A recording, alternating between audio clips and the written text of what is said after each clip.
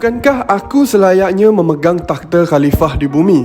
Bukannya kau dan keturunan kau?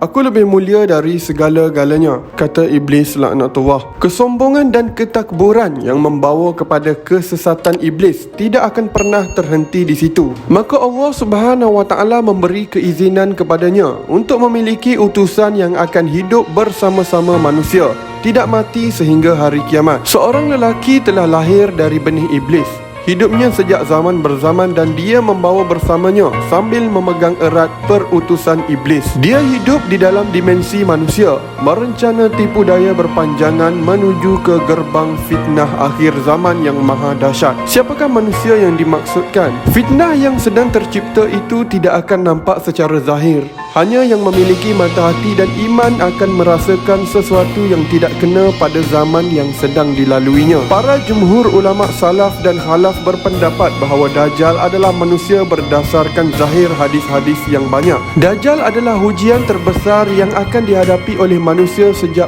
diciptakan Nabi Adam alaihissalam. Dalam satu hadis, Rasulullah SAW bersabda, tidak ada perkara yang lebih besar sejak daripada diciptakan Adam hingga berlaku kiamat selain daripada Dajjal. Persoalannya ialah bagaimana Dajjal boleh menjadi sebegitu pintar, hebat, kejam dan berbahaya. Angkara ini tidak lain dan tidak bukan. Ia adalah kerana pinangan bantuan sang iblis atau rencana izin daripada Allah Subhanahu Wa Taala jua. Sesatnya anak Adam termasuk Dajjal adalah angkara iblis dan kuncu-kuncunya. Kamu sedar ataupun tidak, Dajjal adalah sebahagian daripada syaitan manusia yang paling bahaya. Ya, paling bahaya. Kenapa begitu? Oleh kerana Grand Master sebenar adalah Iblis, maka tentulah dia akan mengerahkan segala kekuatan bala tentera bagi membantu Dajjal merealisasikan peranannya. Syaitan, jin dan manusia akan bersama Dajjal sebelum, semasa dan selepas kemunculannya. Bagaimana Iblis mendidik Dajjal? Bukankah Dajjal pernah dibawa lari dan disembunyikan di sebuah pulau rahsia? Apa yang pasti, Iblis telah mengetahui lokasi disembunyikan Dajjal. Maka ada kalanya Iblis membimbing syaitan, manusia serta jin lain untuk bertemu dengan Dajjal dan berkomunikasi dengannya bagi merancang strategi-strategi yang rapi dan melicinkan proses keluarnya nanti. Pembaiahan Dajjal yang akan disaksikan manusia di seluruh dunia secara live streaming diatur secara teliti agar ianya tidak boleh digagalkan separuh jalan. Maka Iblis mengajar terus syaitan, manusia dan jin dengan grand design kemunculan Dajjal tanpa perlu mereka bertemu Dajjal. Siapakah syaitan manusia yang dimaksudkan? Setentunya kerjasama erat antara Iblis dan manusia sudah berlaku sejak zaman Nabi SAW lagi. Di dalam perjalanan sirah Nabawi, kita lihat beberapa kali Iblis menyerupai dengan rupa manusia dan memberi cadangan untuk memerangi Islam. Antaranya kisah Iblis menyamar sebagai manusia pergi ke Darul Nadwah dan mencadangkan pelan untuk membunuh Rasulullah SAW. Bagi yang membuka mata hati seperti kamu, apa yang kamu sedang lihat hari ini sangat jelas berlakunya keselarasan antara manusia dan Dajjal. Niat puak Yahudi Zionis menakluk Palestin bukan sekadar ingin kembalikan tanah asal mengikut kepercayaan Yahudi. Namun mereka sebenarnya sedang berusaha mengikut skrip yang telah diaturkan Iblis dan Dajjal. Apakah skrip itu? Skrip yang menakluk dunia dan manusia dengan kegelapan. Mereka berusaha keras menuntut satu persatu tanah strategik di Palestin, termasuk Baitul Maqdis dan kawasan sekitar bagi projek perluasan negara haram Israel. Yahudi dan Zionis ini telah lama merancang untuk meruntuhkan Masjid Al-Aqsa bagi mendirikan kuil Sulaiman. Kuil ini dipercayai bakal menjadi istana kepada pemimpin Yahudi yang ditunggu bergelar Al-Masih, Mesian atau Dajjal. Kuil ini dipercayai bakal menjadi istana kepada pemimpin Yahudi yang ditunggu bergelar Al-Masih, Mesiah iaitu Dajjal. Perancangan dan rencana rapi ini tentunya tidak akan berlaku tanpa perantaraan Iblis. Apabila Dajjal telah muncul, dia akan bekerjasama dengan Iblis dalam menyesatkan manusia. Sabda Rasulullah SAW tentang perkara ini, Allah mengutuskan bersama Dajjal syaitan-syaitan yang mampu berbicara dengan manusia. Penyamaran syaitan dalam membantu Dajjal sentiasa mendapat restu Iblis, dan ia adalah manifesto terbesar Iblis.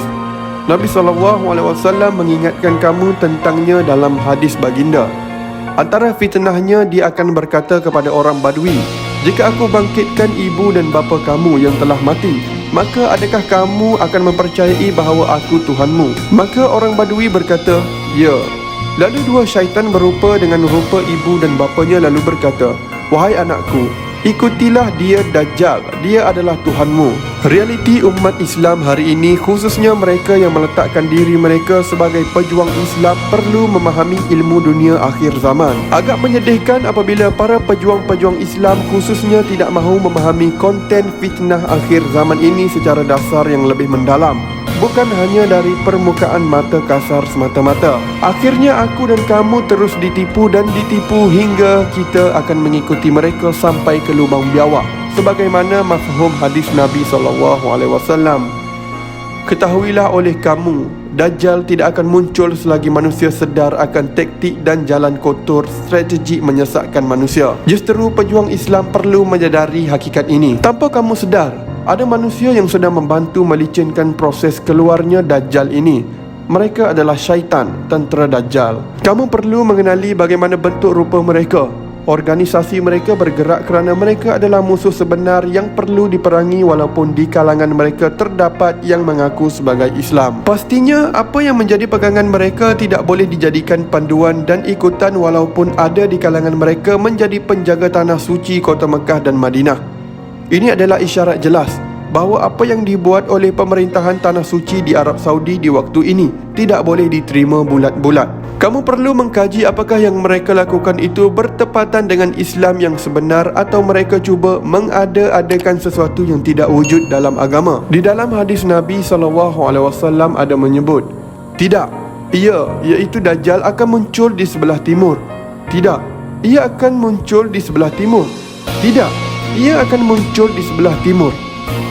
Ada satu hadis lain yang bermaksud Nabi Muhammad SAW menunjuk hampir 20 kali ke arah timur. Dalam riwayat lain, saat Rasulullah SAW bersabda, tidak, ia akan muncul di timur, diikuti dengan kalimat baginda menunjuk dengan tangannya ke arah timur. Walaupun ada hadis yang mengatakan bahawa tempat tinggal Dajjal ialah sebuah pulau di barat, namun ulama hadis menafsirkan bahawa maksud timur itu adalah tempat munculnya fitnah Dajjal. Ini menunjukkan bahawa fitnah Dajjal akan bermaharajalela di sebelah sana, sekaligus membahayakan bangsa-bangsa di timur. Menurut apa yang diterangkan dalam hadis, bahawa di zaman Nabi, Dajjal itu sudah lama hidup. Akan tetapi pada waktu itu tangan dan kakinya dirantai. Menurut penafsiran sebahagian ulama hadis, kakinya dirantai. Itu adalah gambaran bagi bangsa-bangsa Eropah pada waktu itu. Mereka mengurung diri di dalam tanah air mereka sendiri, sehinggalah pada satu masa mereka mengembara ke seluruh dunia untuk menakluki dan menjajah negara-negara lain. Kini mereka benar-benar menguasai atau setidak-tidaknya melebarkan pengaruhnya terhadap negara-negara itu, sehingga gerak-geri negara-negara itu dipimpin dan diawasi oleh bangsa-bangsa Eropah. Maka tidak hairanlah mengapa di dalam hadis diterangkan bahawa Dajjal akan mengaku Tuhan, kerana segala sesuatu di dunia dikerjakan menurut perintah Dajjal. Seakan-akan dialah yang menguasai dan menentukan nasib bangsa-bangsa lain. Inilah yang dimaksudkan oleh hadis bahawa Dajjal yang akan menentukan hidup matinya orang-orang tertentu. Dengan perkataan lain, Dajjal akan meninggikan dan merendahkan darjat bangsa-bangsa lain menurut apa yang dianggap sesuai dengan tujuannya. Dalam Sahih Muslim ada sebuah hadis yang bermaksud, sejak terciptanya manusia hingga datangnya hari kiamat, tidak ada fitnah lebih besar daripada fitnahnya Dajjal. Ulama hadis sebahagiannya menafsirkan lagi bahawa hadis-hadis tersebut membuktikan fitnah Dajjal itu adalah berleluasa. Kenyataan menunjukkan bahawa sejarah umat manusia masih tidak dapat membaca bentuk fitnah hebat yang dahsyat seperti itu. Memang dalam lipatan sejarah pernah terjadi suatu bangsa menundukkan bangsa lain dan menguasai aspek kehidupan mereka.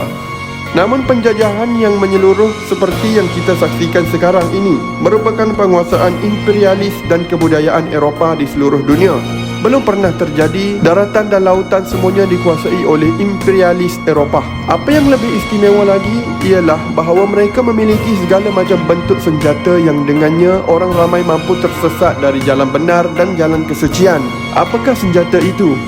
Apakah anda faham tentang senjata yang dimaksudkan? Dari arah sini mereka menyesatkan orang-orang ramai melalui sistem pendidikan, dan di sebelah sana mereka mencapai tujuan mereka melalui penyebaran agama. Terkadang untuk mencapai tujuan mereka, Mereka perlu melumpuhkan jiwa manusia dengan memberikan kepada mereka kemewahan dan kesenangan jasmani. Bukan setakat itu sahaja, bahkan diberikan kepada mereka hiburan-hiburan yang dapat melupakan rohani mereka sama sekali. Inilah zamannya, bukan?